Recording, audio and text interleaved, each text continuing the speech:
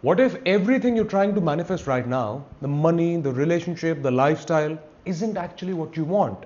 Because when you look closely, it's never really those things. It's the feeling you believe they will give you. It's not just money, it's the feeling of freedom, of security, of peace of mind.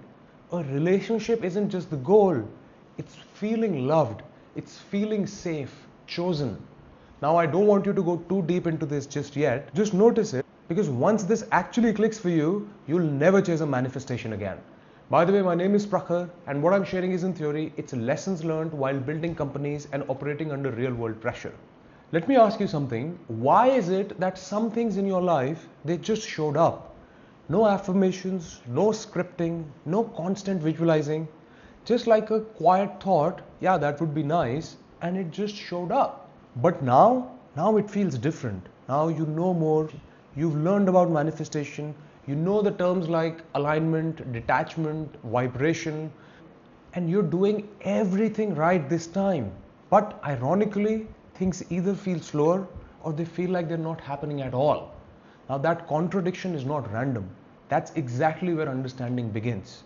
Now, if you think about what changed, you probably learned a rule somewhere which sounds completely logical on the surface, that I will feel secure when I have the money. I'll feel loved when I have the relationship. I'll feel at peace when it finally works out. I mean, makes sense, right? But the moment you accept that the feeling comes after the thing, you've handed your power over. Because now you're waiting. And every single day it starts with, is it here yet? What am I doing wrong? How long is this going to take? Now, to understand it more, let's take an example of a guy named John. Let's say John has been working really hard on his business and he wants to grow it. So every morning he wakes up and he checks his revenue dashboard first thing. If it is up, he feels great.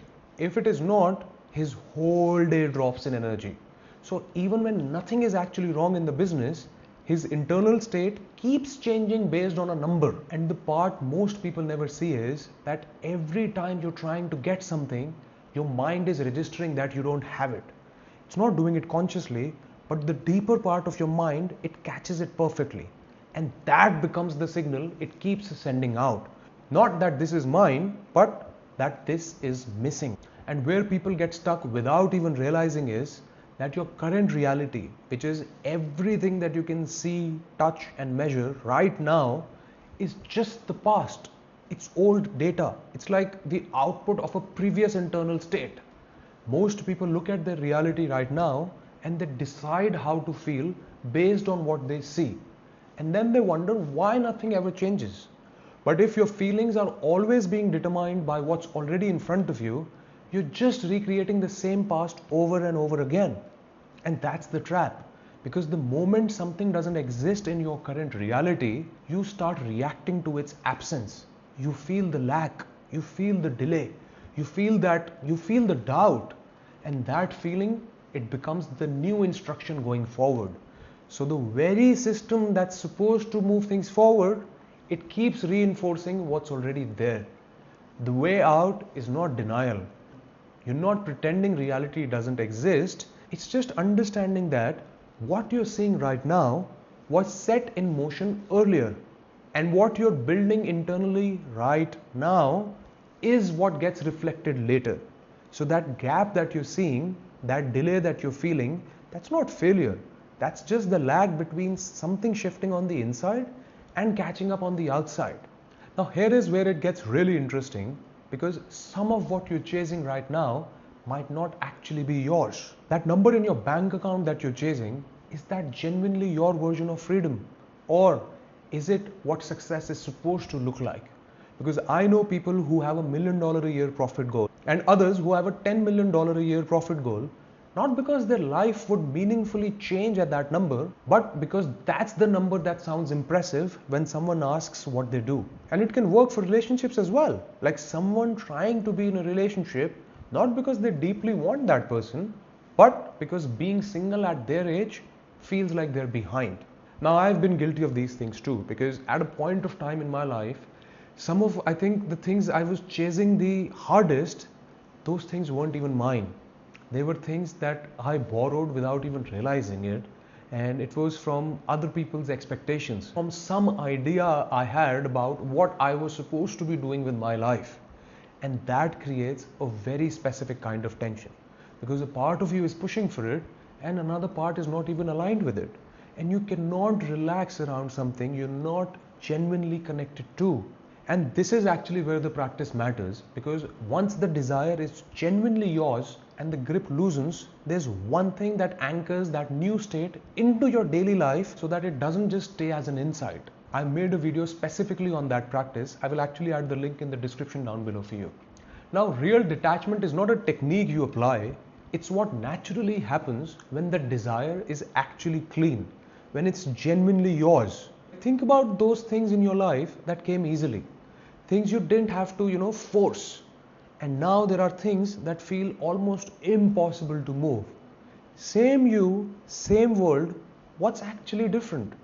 And it's not how hard you worked for it, it's not your strategy, and it's definitely not how badly you want it. It's the pressure you're holding it with. One, you were holding it in a very free manner. The other one, you're almost gripped by it. Let me take it a bit more deeper. Let's take the example of a guy and let's call him David this time. So let's say David, he met someone he genuinely clicked with. He did not strategize how to make her like him. He's not checking his text constantly. He just shows up, talks and enjoys and has fun. But in another situation with someone he really wants to impress, suddenly everything becomes calculated. Every message is reread, every delay is analyzed. It's the same person, just different pressure. That's it. That's the whole difference. And when you're gripped by something, when you're checking it, managing it, wondering why it's not here yet, the grip itself is what's creating the resistance. And that part, when you're loose, when you're free with it, that's not being lazy or being indifferent. That's actually where the power is. Now let's also talk about what works. So what actually works is you have to set it and then drop it. Not as a technique or some way to trick the universe to give you what you want, but actually dropping it. Decide once clearly, not desperately or anxiously. And once you've decided, then let your mind move on to something else. This is exactly what was happening when things in your life showed up easily before. You weren't micromanaging the path. You weren't trying to figure out how it was going to happen. You just had this knowing, and then you got busy living with your life. And your mind, working with far more variables than you can consciously even track, started moving things into place without you even realizing it. And the moment you start checking on it, you pull it back into uncertainty. The moment you let it go, it starts moving. And a very simple way to see how this actually works is, think about the last time you were trying to remember something. Maybe it was a name of a movie or a song that you used to love and you can't remember the name of that song. You tried to think about it, you pushed, you were just constantly trying to get the answer, but it wasn't coming. So at some point of time, you decided to let it go and you got on with your day. Maybe you had a cup of coffee or you went for a walk and you just got on with your life. And then suddenly, without trying at all, the name just appears, clear as anything. And that's not a coincidence, that's the actual mechanism. The moment you stopped gripping it, your mind got to work because it wasn't busy managing your anxiety about not having the answer anymore. It was just solving. And that's exactly what happens with the bigger things too. Because a mind trying to control every step sees maybe a couple of paths. But a mind that has been set and released finds a lot more. Think of something that you recently got, that you didn't try to manifest perfectly. And now think of something that you're still waiting on.